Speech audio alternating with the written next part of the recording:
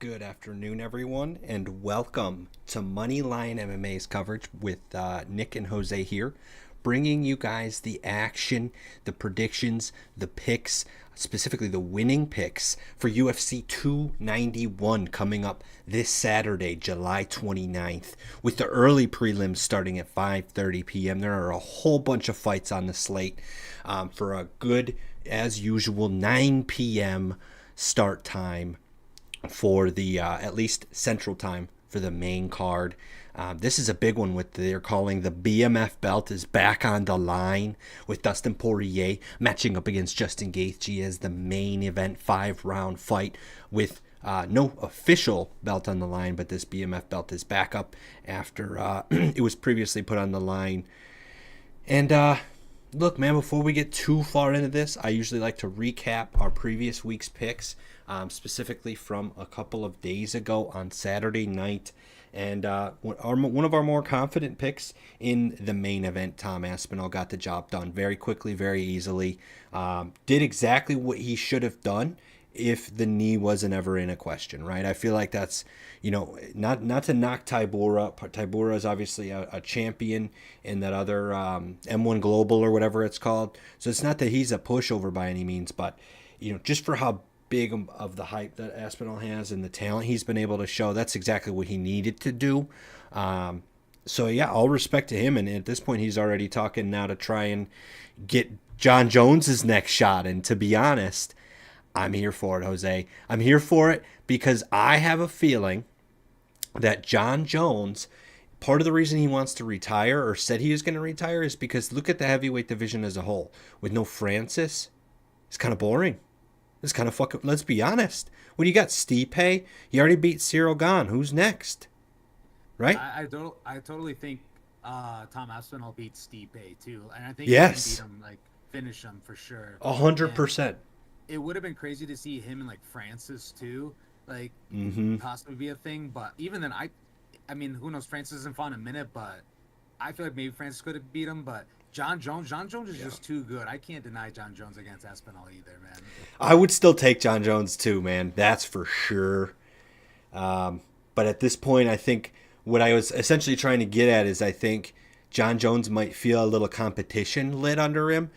I think part of the reason he's just like, I'm going to beat Stipe and ride off into the sunset because there's not a heavyweight after him that's like within 3 steps of me, if I'm talking as John Jones. And that's true. But if Aspinall is going to come on the scene and actually give John Jones a semblance of a thought like, he is pretty good, like it would feel good to beat him. Like that's what John Jones needs to feel. Wonder Boy on this card is 40 years old. John Jones isn't even close to 40 years old. He could keep going, man. I think it's a motivation factor for John Jones. I don't think Pavlovich is it. I think John Jones knows, and I think you and I do too. It's not Pavlovich. It's just not. If anyone, it's Tom Aspinall. I think John Jones would do to Pavlovich what he did to Cyril Gane. No problem. I think it maybe not in the first round, in the first 2 minutes or whatever, but come on, in a 5-round fight, let's be real. And I think we could agree that he'll do it to Tom Aspinall. I'm not saying he won't do it to Tom Aspinall either, but I think Tom Aspinall beats Pavlovich. So, we'll see. I don't mean to go too dwelling on the past there. That's the heavyweights. We're not worried about the heavyweights as far as UFC 291 goes. Outside of that, though, Molly McCann had a disappointing night. She just didn't practice any wrestling or anything like that. She clearly just kind of walked into getting taken down and get submitted. Really not much more to say about it than that. Don't trust Molly McCann to change up her game plan to any one opponent. Nate Wood had a great night. I got to give him credit. I did think I had a lower weight on Feely. I thought he was going to be able to get the job done. He did not. But Ziam against Jai Herbert, that was one of the opening fights of the main card. He did get the job done for me. Herbert's a great fighter, but Ziam was able to hold him off and get the W. The last notable one was Paul Craig.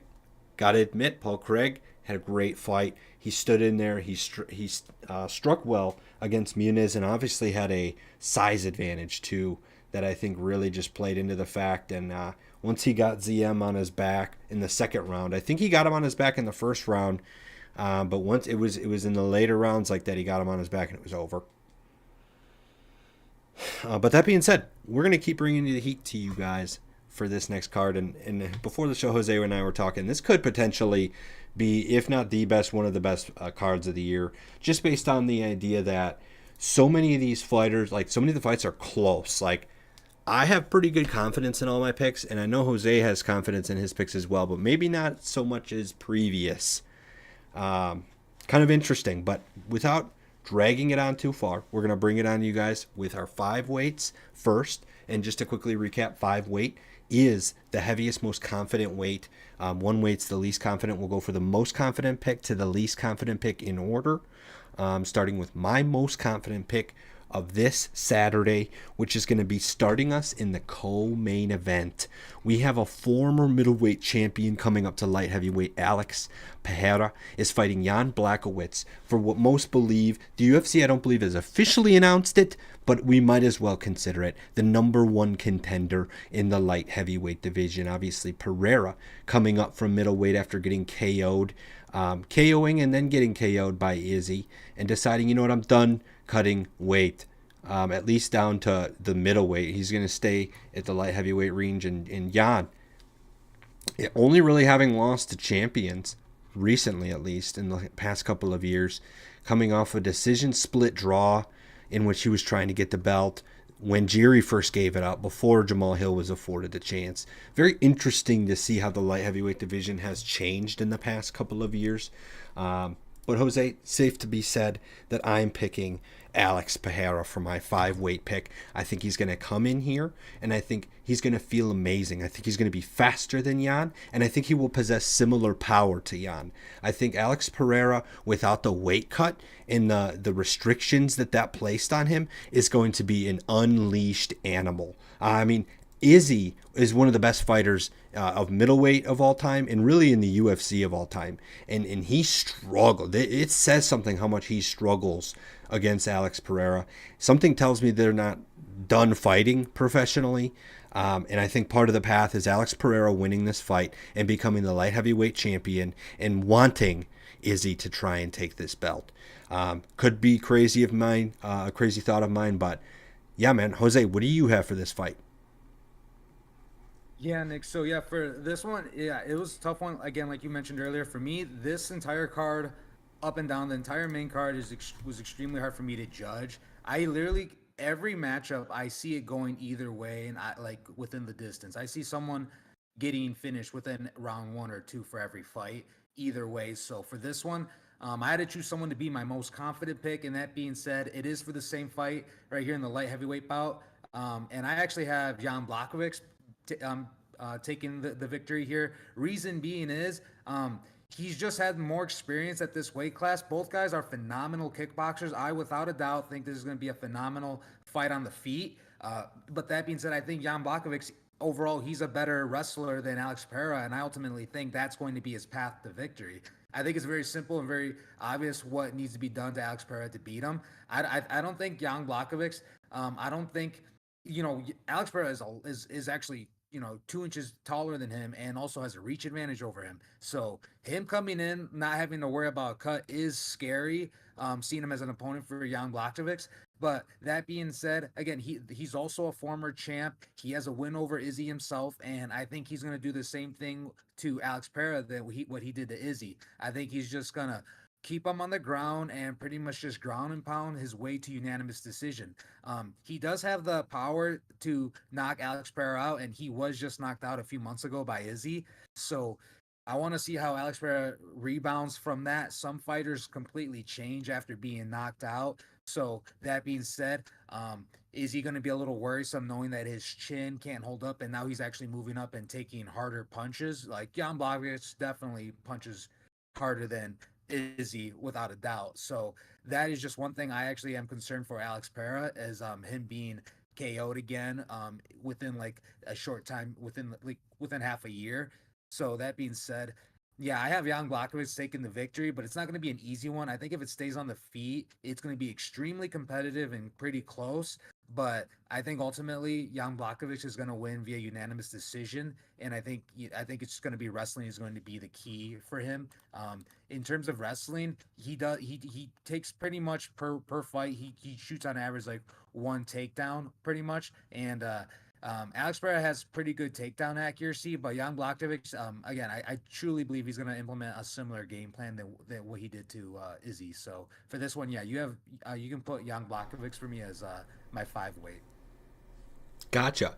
Yeah, man, I can totally get where you're coming from in that, you bring up a good point. Pereira getting knocked out back in April.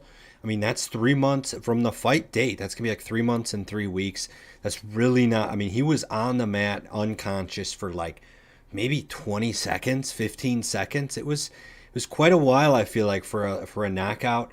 So that's a worthy concern to have.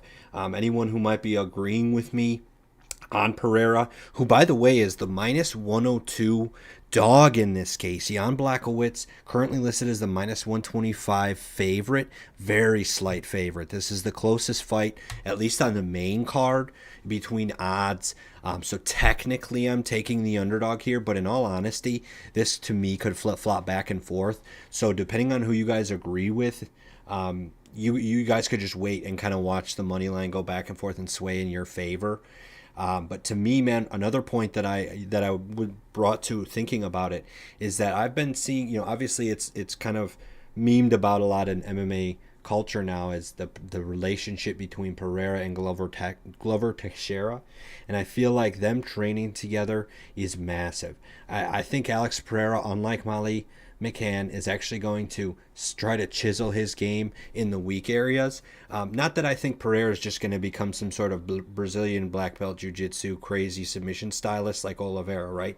But I think the main point is that he's able to be competent enough to deflect takedowns and get himself up. I mean, even think about it. Even if they're training and they just do a practice where they do a start position with Glover on his back. I mean, that's amazing training. There are a few people in the world harder to get off your back than Glover Teixeira. So it's really going to come down to whether or not they're taking that serious and actually going through with that training and implementing the right game plan. But there's no doubt that for Jan to win this fight, you're definitely right about him needing to implement that wrestling. And I'm just kind of banking on Pereira at least being ready for it. To me at least, there's no way he's been training and doing this whole camp with Glover Teixeira and all these other people, not considering the wrestling threat.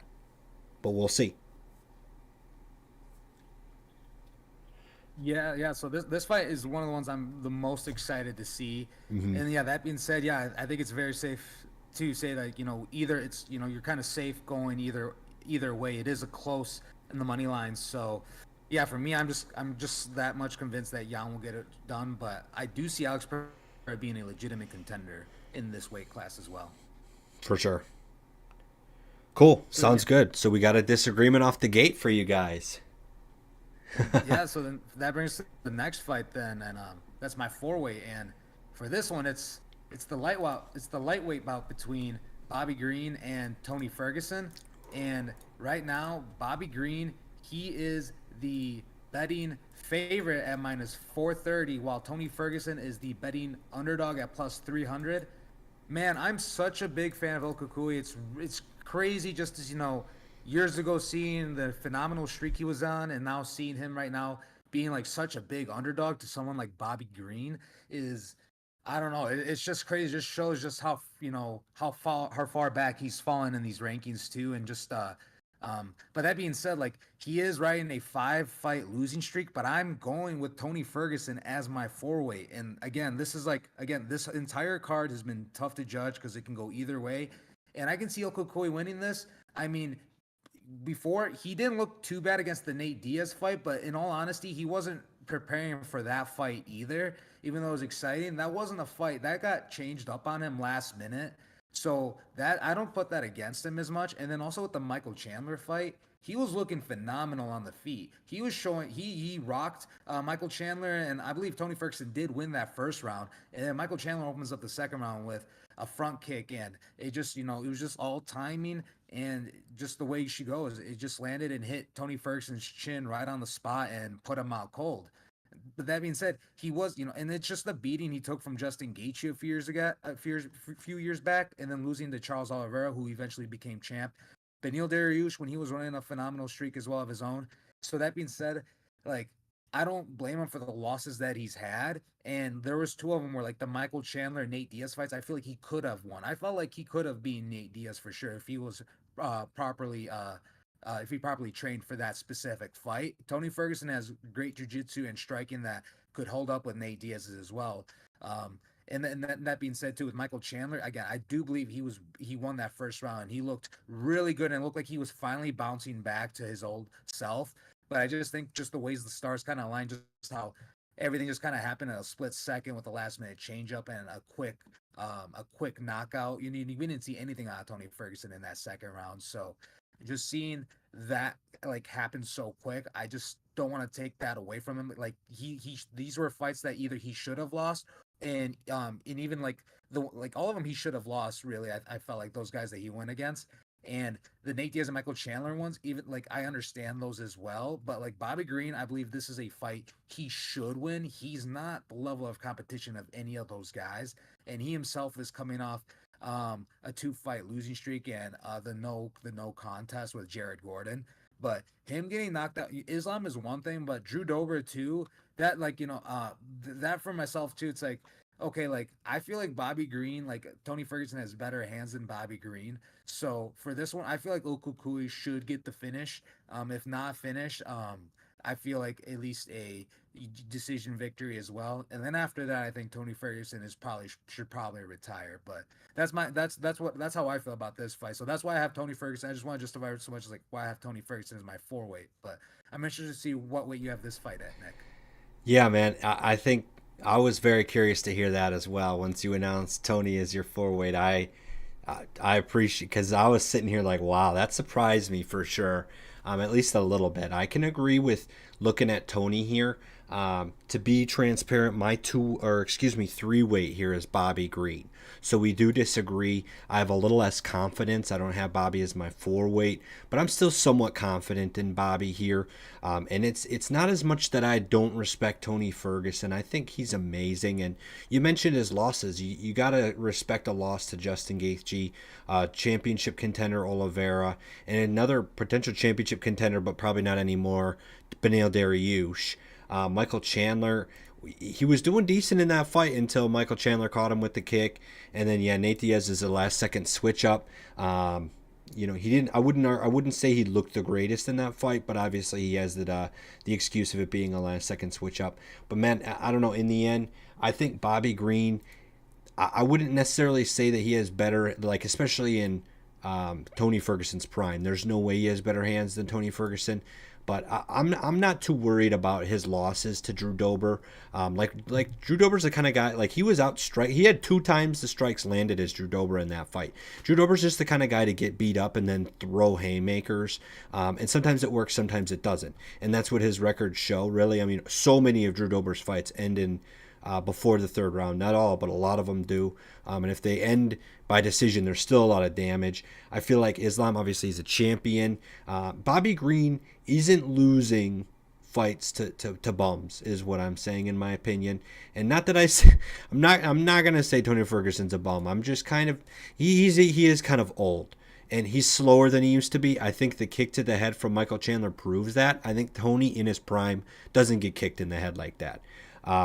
So there's always the dog in Tony. That's to me the most X factor part of Tony is the fact that he will not stop unless the ref ends the fight or he's physically unconscious. Like he will not ever quit.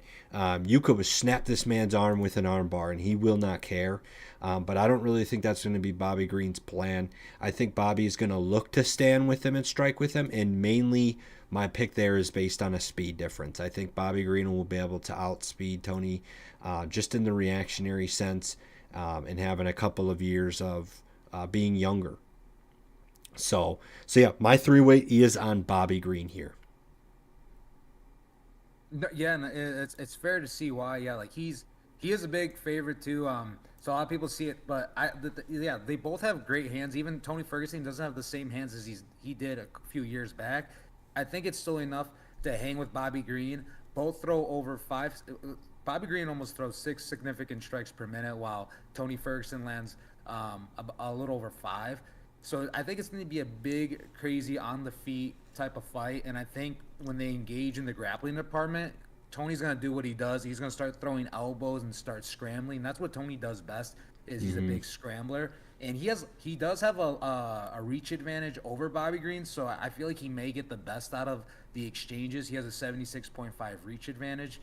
I mean, he has a 76.5 reach, while Bobby Green has a 71-inch reach. So that being said, yeah, I think that 5.5 reach advantage is going to play a huge game in this, and I think he's gonna. That's kind of like why he looked good in the first round against Michael Chandler too. Not as much like against Nate Diaz, because Nate Diaz has a long reach too, but with Michael Chandler, I feel like that's why he was getting the better of the exchanges in the first round, was just because he has longer arms, and I think that may play a role in this fight, whether he gets unanimous decision, or even a submission. I think he's definitely live to get a submission back on his record too. So that being said, yeah, I have Tony Ferguson for this one, and he is probably a bit higher than I probably should have put him on my list. But again, this entire card is insane, and I just did not imagine I'd go with my 5 and my 4, where I just realized are like probably the oldest fighters on the card too. So that being said, yeah, but I am backing up my pick with this one with Tony Ferguson getting the win. Fair enough. Yeah, I mean, Bobby Green has had some struggles in the past as well, recently. But, I mean, that no contest was him knocking out Flash Gordon and then making some head contact in the process, and they called it a headbutt. I'm not a referee or someone here to say that should have been or shouldn't have been reversed, but there's no question that Bobby Green was winning that fight. So I think Bobby Green is technically, like in my books at least, I'm also looking at this like he's coming off of a win. Granted, it's against a guy that he should beat. So yeah, it's really, you kind of mentioned earlier for Tony, these are fights that both of these guys, and I'm thinking, are going in there saying, I should win this. I really need to win this. I should win this. Which is true, and it's a matter of which guy is going to prevail in this situation. Yeah, it's definitely, yeah, especially both. It's definitely a must-win for both guys. I even win or lose, Tony's either going to retire or UFC is definitely going to just cut him after that. Right. Yeah, it's going to be interesting to see what happens with Tony. I don't know where he's at. Like, he's such a unique mind, and he's just a general, like, different thinker. He doesn't think traditionally to most. So it makes me wonder if he's going to go the Masvidal and Nate Diaz route and just say, screw this, I'm going to go do my own thing. Or if he'll just retire after the UFC is done with him. Who knows? Yeah. But yeah, that being said, we were continuing here with nothing but disagreements for you guys from the first two fights, and we're going to move on to my 4-weight pick. So we've covered both of our 5 weights, Jose's 4-weight and my 3-weight. So this is going to be my 4-weight, and we're bringing it back to you guys with the main event of the evening. I had to put some confidence on my boy. I'm sure anyone who's familiar with this show already knows that I'm going to be picking Dustin Porier, the minus 162 favorite against Justin Gaethje, the plus 126 dog in this lightweight BMF bout. Obviously, it's just the fact that this is a rematch. He's already beaten Justin Gaethje once. I mean, this is a situation where you feel like a lot of things can happen. Their first fight went past just the normal first 3 rounds, so it went into the championship rounds, and Dustin Poirier was able to get the job done. I think Justin in that fight had won one of the rounds. I think it was round 2, but otherwise Poirier had 2 rounds to 1 going into the 4th. At least on the most, obviously everybody has their own opinion, but on most cards, what I'm getting at here is I think Poirier is going to be able to repeat what he's already done. I think he's the better striker, and I think standing up, he's going to be able to get the job done. Now, Gaethje, of course, he's always got that whole wrestling thing over his head, where it's like he was a state champion wrestler, blah, blah, blah, blah, blah. But he just doesn't use it. Like, I hear everybody talk about that, but he just doesn't use it. He's literally, like, against Chandler, he didn't use it. He got a takedown against Fiziev, so okay, but that wasn't even, it was a majority decision win. Like, it wasn't even like a staple or anything like that. Like, Gaethje just does not use, so to me, I can't say he's going to, like, Dustin Poirier averages more takedowns than Gaethje. There's just no wrestling to his game unless you force there to be. And I don't think Poirier needs to do that. He's already shown he can outstrike Gaethje. I think he's going to happen again. And another point, I don't think Gaethje can KO Poirier. I'm going to go ahead and say it. I just don't think he can. And I think Gaethje's primary method of victory here is going to be decision. I don't know. I'm not buying it. I think Poirier gets a KO before Gaethje brings him the distance. So give me Dustin Poirier in this fight. Jose, what do you got? Oh man, yeah, for this one, you know, from my three weight, I have Justin Gaethje. I have him taking the win for this one. Um, Reason being is I do think he's just been getting better and better, and Dustin Poirier, I think I don't know. I just think that he's so good, but he's just not as aggressive as Justin Gaethje and doesn't take the risks. Dustin Poirier is a more calculated fighter, but Justin Gaethje has been coming more calculated and setting back, especially that last fight against Fasiv. He was utilizing his leg kicks more than ever, and yeah, he's not the best wrestler at all anymore. He's really the opposite of wrestling. Like I saw a video and it was just like proof that Justin Gaethje's anti-wrestling now, and it was when he tried to take a shot on, I'm pretty sure it was Chandler, and then he literally just flops backwards and falls against the cage. It was just horrendous. Like, and that being said, like I don't think he needs to rely on initiating a takedown.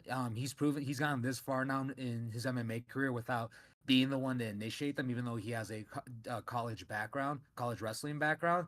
But he does have good wrestling defense, and and his leg kicks are good, and he does have enough power where I think he possibly could put out Dustin Poirier. It's probably not likely because Dustin Poirier, he's actually a hard guy to put out.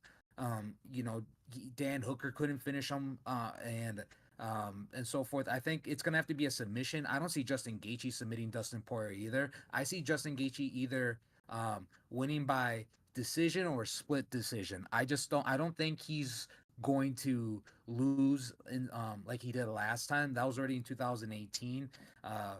5 years have gone by since they last fought. I'm expecting to see a better Justin Gaethje again. I think if it wasn't for Khabib, Justin Gaethje, obviously both these guys, if it wasn't for Khabib, would be championed. So I do think this BMF title to some degree is fitting for them both.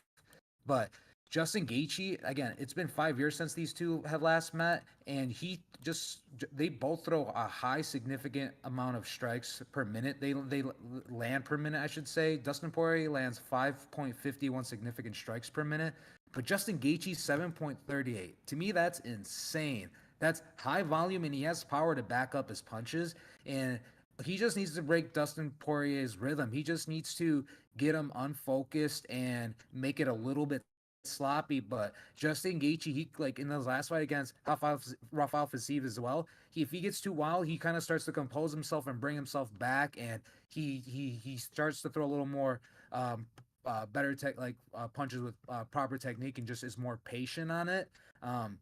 That being said, yeah, it's gonna be a close fight. I see him winning by decision or like probably split decision. And you're right, Dustin Poirier, he does have better. Well, he does initiate wrestling more than Justin Gaethje, but I think it's gonna be tough to take down Gaethje's too. I think it's just gonna be mostly on the feet, kind of like the first time. If there's anything, maybe I can see Dustin Poirier trying to take Justin Gaethje's back if he puts him against the cage and probably takes him down against the cage. I think Justin Gaethje is most likely to get taken down that way if he's against the cage. And Poirier's gonna try to do what he does best, and he has really good rear naked chokes. So I can see him trying to take Justin Gaethje's back. But for this one, yeah, this is a fight again. I myself, like I said, I can see it going either way. But for this one, I think Justin Gaethje is definitely a way better fighter than he was last time these guys met up. And Dustin Poirier, the level of competition. I mean, Conor McGregor twice, especially when Conor broke his foot that one time as well. I don't know. I just think like Conor isn't the best in who he used to be, so I don't really view that as like the biggest like win anymore, to be honest. And with the Dan Hooker fight too, Dan, though he just did secure a win and he's tough, there was like a time there where it did look like Dan was gonna put Poirier out a few times. So I think this is just gonna be a heavy boxing fight, and I think Justin Gaethje may come out on top for this one. So for this one, this is why he's my three-way. I'm kind of like in the middle safe ground for this one. Man, I don't know. I can't. I'm surprised you're over here discounting. I guess McGregor did break his leg, but I can't believe you're discounting his wins against McGregor, man. Those were impressive in my opinion. But you know, in either case, we'll definitely agree to disagree on this one. I agree.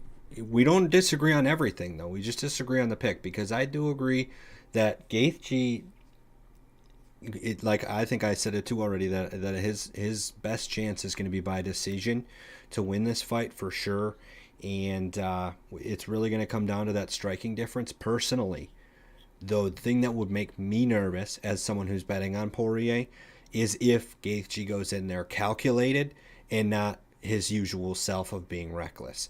Usually, I think that's one of the things that Poirier can identify. I think, especially as shown by the fact that their first fight went into the championship rounds. It's not like I'm thinking Poirier is going to go in there and make it easy, but I think reads that can be read by Poirier throughout the fight, and he cashes in on something to get the KO when he sees the opportunity. He just kind of remembers, like, oh yeah, Gaethje gets a little reckless when he throws his this or that combo, and I can catch him. So I want Gaethje, as someone who's picking Poirier, I want him to come in reckless. I want him to come in trying to get 10 strikes per minute, right? I want him to just go all out because when he does that, his stats also show in return that he gets hit 7 times or 10 times per minute. So, okay, perfect. That's what I like to hear because, in my opinion, Gaethje's not going to knock out Poirier. If anything, it's the other way around. So, that's kind of where I'm going with as well. And if I think if Gaethje goes in there and is calculated and takes his time, I'm a little nervous, right? That's when I'm starting to go, okay, Poirier might have to change something up from what he expected to get the win here. But even then, it's still not going to be like, oh, Poirier's fucked. It's just going to be even closer of a fight. So we're in for a dogfight, though, nonetheless, it seems like. Yeah, it's just that's definitely like fighting for the BMF title on this card and having that being like the main event is just so suiting for this entire card. It's just all fights are bangers. Like this next one we're gonna talk about too, my two weight is ridiculous. Like that this one's like the walt like I'm gonna just kind of transition like that over to this next fight, Nick. Yeah, you might as Um, well. and then, yeah, this is the welterweight fight between Stephen Wonderboy Thompson and Michelle Pera. Right now, Stephen Wonderboy Thompson is the betting favorite at minus 188, while Michelle Pera is the betting underdog at plus 146. Um, this one, I notice I'm going mostly with a lot of the underdogs on this card, except for the John Blachowicz. But for this one, yeah, I got Pera taking the win. I think he's just been getting better throughout his UFC career, especially since that loss to Diego Sanchez. I think like because he shouldn't, it was just silly on his part on how he disqualified himself in that one. But he obviously everyone knew he was gonna beat Diego Sanchez, and he should have another fight like added to his win streak right now. But he's still riding an impressive 5 fight win streak, and he just came off a split decision win over Santiago Ponzinibbio. So he is showing that he's now starting to put his skills more together and use them more strategically. He's coming off multiple decision wins, so that is just showing that he is getting better uh, reading his opponents in terms of like mental fight game wise. I guess like he's not being super crazy and having to flip all the time and just waste his energy. That was like one of the biggest problems with Michel Pereira when he first came into the UFC was how he just consistently wanted to just put on a show and just like was exerting too much energy when not needed. That's how he lost his that Tristan Connolly fight as well. Just like people like, yo, you were just spending more time jumping off the cage than actually fighting. So now he's saving that energy and just releasing it more strategically, and it's really showing with the fights, with the wins that he's been putting together. But Wonderboy Thompson too, his fight against Kevin Holland, he looked phenomenal, and he's showing that he still has it. So for this one, I do have Michelle Pera. He's the underdog on this one. Again, he is the plus 146 underdog, and Wonderboy Thompson one minus 188 favorite. I think Michelle. I think I don't know. I'm surprised that he's the money line's not closer for this one. Maybe it's just because the level of opponents he's gone. But even then, he's got Nico Price and Andre Fialho on here via unanimous decision. So yeah, I think they both have so much fight experience that it's just, to me, I'm surprised it's not closer than what it is. And when it comes, this is gonna be mostly a stand up fight too. I don't expect much grappling to happen at all. And if any grappling does come, it's probably more likely to come from Michelle Pera. But that being said, both guys are pretty good kickboxers. Stephen Wonderboy Thompson lands 4.2 significant strikes per minute, while Michelle Pera lands 5.09 significant strikes per minute. Yeah, so Stephen Wonderboy Thompson, he has more of a blitz karate style type of fighting style, similar to like Holly Holmes. And he's still deadly with it, and he can still put you out. But he's kind of more of a come in and come out. And Michelle Pera, he can kind of do the same. So it's gonna be a big bouncy, like back and forth, like quick touching each other type of fight is how I see it. I think it's gonna be high paced, but I think Michelle Pera is probably gonna have a little bit more power behind his punches, and I think he's gonna be a little more explosive at the right times. Like for example, Anthony Pettis just laid against, he just went against the cage and then he exploded forward and bounced and jumped off the cage to knock out Stephen Thompson. And that was Anthony Pettis when he moved up from lightweight to welterweight. And Michelle Perro is definitely bigger than Anthony Pettis, and he's just as explosive as him. So something he can literally do the same thing, just go against the cage and do a Superman punch off of it, which I'm pretty sure Michelle Perro actually has done in his UFC fights. So something just like that, he has a type of style that can beat Stephen Wonderboy Thompson. So for that, that's why I feel like confident choosing him, and he's an underdog, so he's probably one of my favorite underdogs on this card too.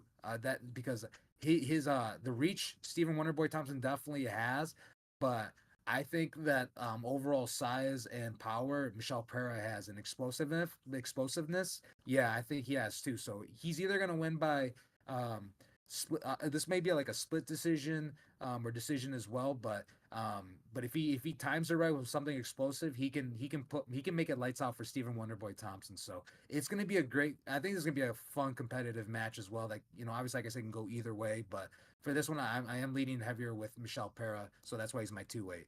What weight do you have this fight at, Nick? Man, maybe you should have made that one heavier weight. Sounded like you were Yeah, pretty yeah. confident. Yeah, as I was talking about, more like I do feel confident, but man, no, Stephen Wonderboy Thompson, he's still in it. Another thing is the age too, just because he was a slightly bit older too. You know, time is just clicking. Last time we saw him was 7 months ago, so I guess it's not not a year, but when you're 40, that those months are starting to mean everything. Well, I don't agree. Simply put, I don't agree with a lot. I have Steven as my 1 weight, so it's not as nearly as confident as my confidence in someone like Alex Pereira or Porier getting the job done. But look, I think it's unfair to say that yes, I understand Steven got knocked out by Anthony Pettis, but I think it's unfair to say that it's just going to happen again.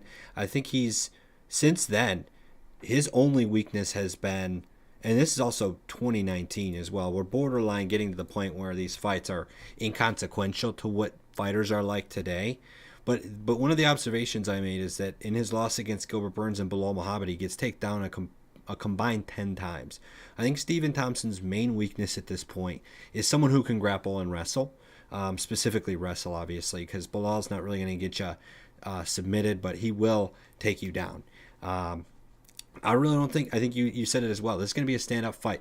Pereira does have some takedowns logged on his averages, but it's really not enough to make it a considerable difference here.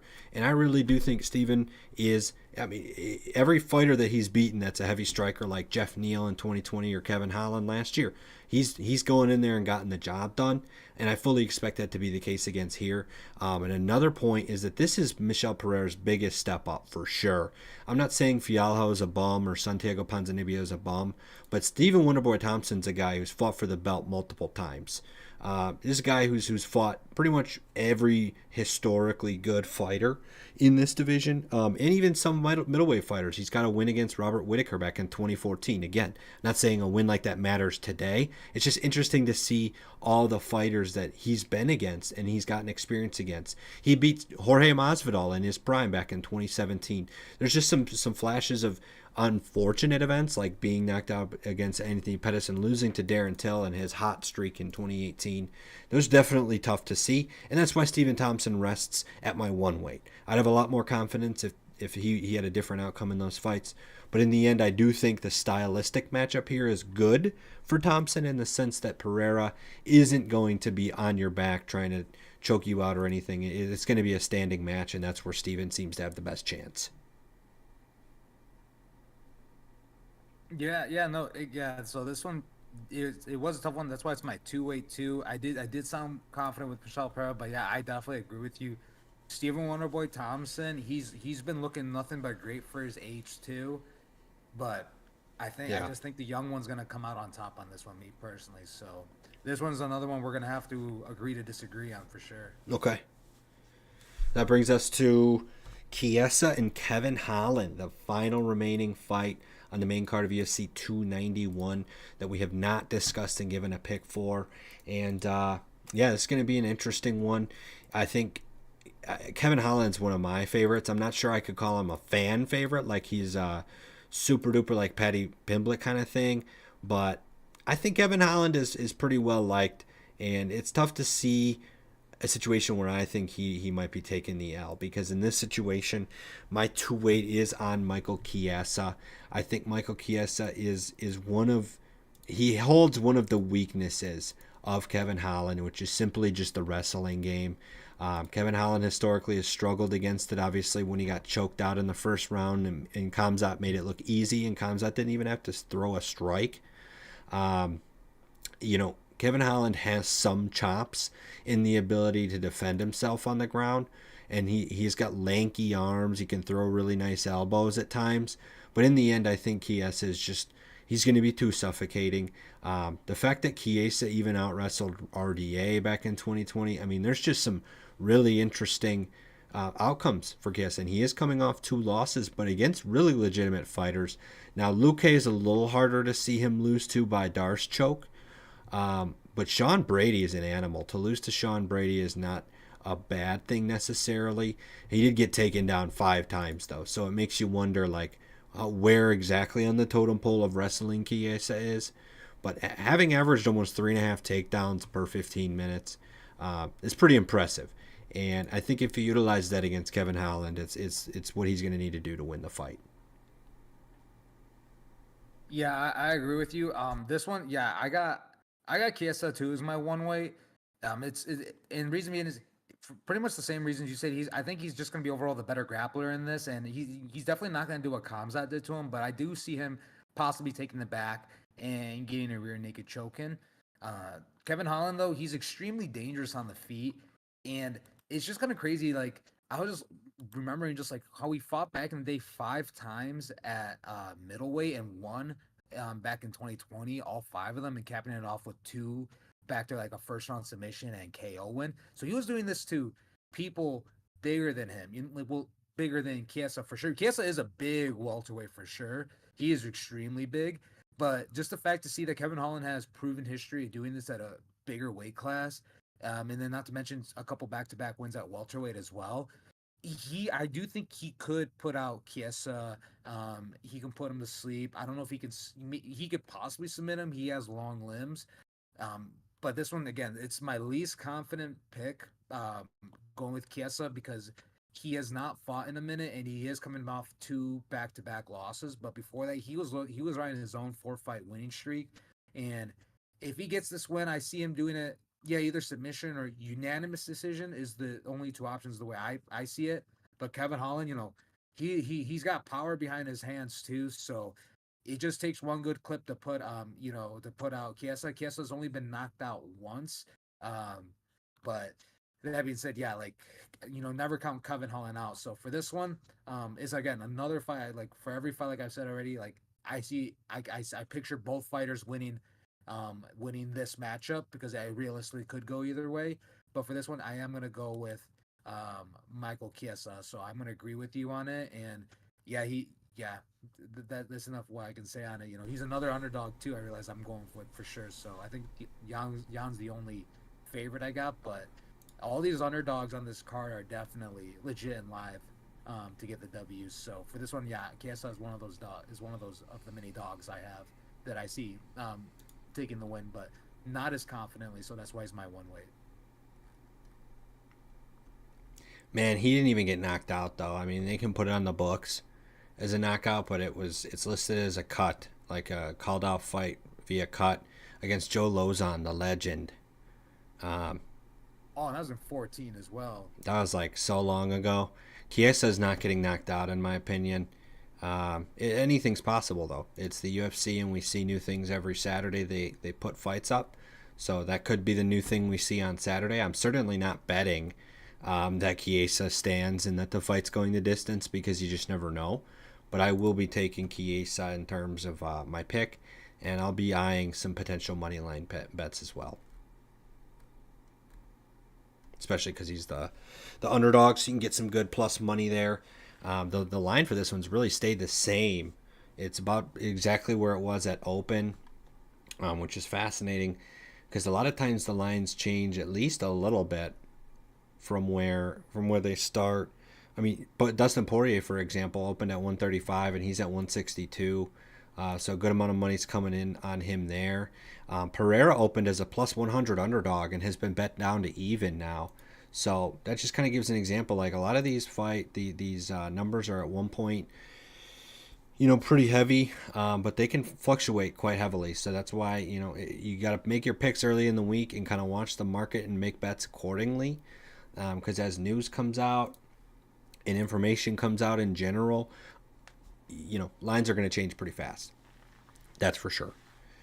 So, and it's good to just get in on early lines. If you guys can get in on the John Jones, which is already up now, if you guys had gotten in on the John Jones line against Stipe, I had guessed it was going to be like minus 350, and it's definitely going to keep shooting up. It's probably going to be 500, 600 when that fight happens. So, definitely got to hop on these lines to get good value. Otherwise, there's really no point in risking $600 to win 100. I guess it is the GOAT, though. I guess it is the GOAT. So, that being said, we're going to wrap it up here at Moneyline MMA. Thanks, anyone, for tuning in for our picks. Covered all the 5 fights in the main event. And I know Jose and I are very excited for this weekend. The card's back to, like I think I mentioned earlier, that the card's back to 9 p.m. again, so we won't have the day fights going on. And it's not going to stop because, Jose, after this weekend's fights, we get to cover a special card. And I say special because there's a card occurring in my area, Nashville. So you can bet that Jose and I are going to be attending that event. And we'll be making some heat picks coming to you guys after UFC 291. Can't get too excited for that because we have some amazing fights in the meantime. But Jose and I don't really agree on any of them but one. So you'll have to let us know in the comments who you guys are picking. And otherwise, don't forget to subscribe to us here because, as mentioned, we're going to be here live every Monday that the UFC hosts fights. So thanks for listening and have a good one.